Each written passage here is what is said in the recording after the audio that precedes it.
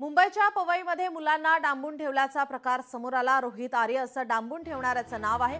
तर डांबून ठेवलेल्या 17 मुलांची पोलिसांनी सुटका केली। मुलांना डांबून ठेवत आग लावून देण्याची धमकी देण्यात आली होती। आरोपी मानसिक आजारी असल्याची माहिती मिळत आहे।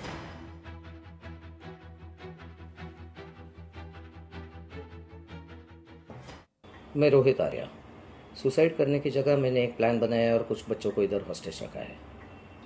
मेरे को ज़्यादा डिमांड्स नहीं है, बहुत सिंपल डिमांड्स है, बहुत मॉरल डिमांड्स है, बहुत एथिकल डिमांड्स है। और मेरे कुछ सवाल है, मुझे कुछ लोगों से बात करनी है, उनको सवाल पूछने हैं, उनके जवाब पर अगर मुझे काउंटर क्वेश्चन है तो मुझे काउंटर क्वेश्चन पूछना है। लेकिन मुझे ये जवाब चाहिए, मुझे दूसरा कुछ नहीं चाहिए। ना मैं टेररिस्ट हूँ, ना मेरी बहुत बड़ी पैसों की डिमांड है, कुछ भी पैसों की डिमांड तो है ही नहीं, इमोरल तो बिल्कुल भी नहीं है। सिंपल कॉन्वर्सेशंस करने हैं और जिसके लिए मैं इन बच्चों को हॉस्टेज लिया है। ये मैंने एक प्लान के तहत ही हॉस्टेज लिया है। लेट्स चेंज 4 मैं सच में करने वाला हूँ।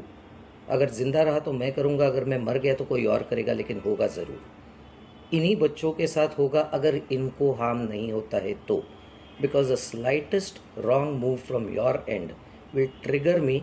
सर्व मुलांना ऑडिशन करता बोलवलं गेलं होतं एका वेब सिरीजच्या आणि जी मुलं तिथे जमली त्यांना नंतर या बिल्डिंगच्या हॉल बंद करून ठेवलेलं होतं आणि इनिशियली मग आमच्या ऑफिसरनी त्यांच्याशी निगोशिएशन एकीकडे चालू होतं। दुसरीकडे लहान मुलंही होती, त्यांचाही जीव वाचवणं महत्त्वाचं होतं। या सर्व परिस्थितीतून मार्ग काढत एक चांगली कारवाई करत मुंबई पोलिसांच्या अधिकाऱ्यांनी 17 मुलं, एक सिनियर सिटीजन आणि एक नागरिक यांना सुखरूपपणे यांची सुटका केली। रोहित आर्या हे स्वच्छता मॉनिटर नावाचा त्यांचा एक कन्सेप्ट होता आणि आपली जी माझी शाळा सुंदर शाळामध्ये सुद्धा त्यांना काही काम देण्यात आलेलं होतं, परंतु त्या लोकांकडून त्यांनी डायरेक्ट पैसे घेतले अशा स्वरूपाचं त्यांच्याबद्दल डिपार्टमेंटचं मत होतं। तर हे जे मॅटर आहे ते त्यांनी डिपार्टमेंटशी बोलून सोडवलं पाहिजे, कारण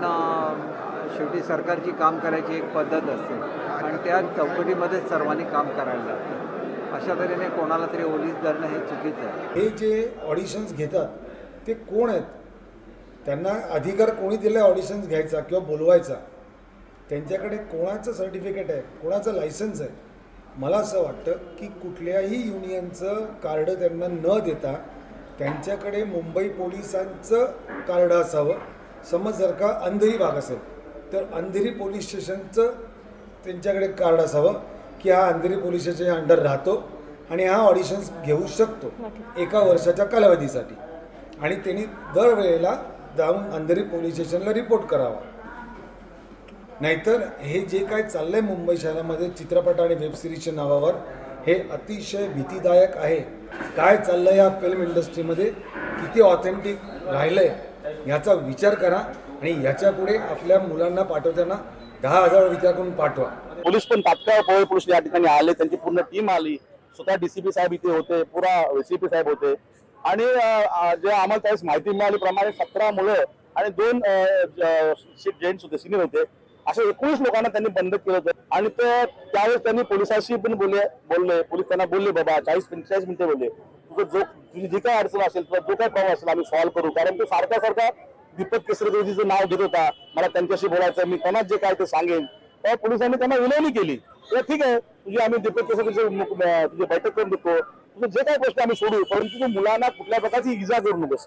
अशा परिस्थितीमध्ये मुलांना ओलीस धरून असं कुठली मागणी करणं हे योग्य नव्हतं। अप्सरा मीडिया एंटरटेनमेंट नेटवर्क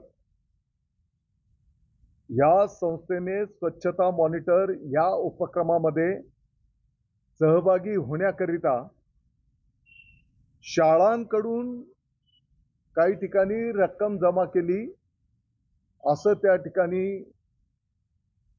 माहिती मिळाल्याच्या नंतर, तसं शासनाला या ठिकाणी अपेक्षित नाही आणि म्हणून मला वाटतं की त्या संदर्भामध्ये पण काही कार्यवाही त्या ठिकाणी झालेली दिसते आहे।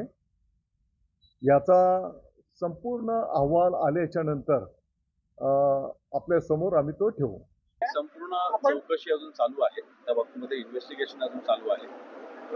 जेव्हा आपण आपल्या पोलीस कर्मचाऱ्यांचं अभिनंदन देखील करायला हवं. 17 लहान मुलं 10 ते 12 वर्षाची मुलं ही त्या व्यक्तींची डांबून ठेवली होती आणि अतिशय हुशारीने आपल्या पोलीस कर्मचाऱ्यांनी त्यांना तिथून सुखरूप बाहेर काढले. एकही मुलाला तिथे दुखापत झालेली नाही. कोणालाही त्या काही किरकोळ दुखापत काही सिनियर सिटीजनना झालेली आहे, परंतु गंभीराची दुखापत कोणाला नाही.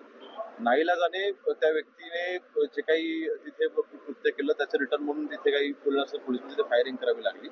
परंतु ह्या संपूर्ण प्रकरणाची चौकशी अजून चालू आहे.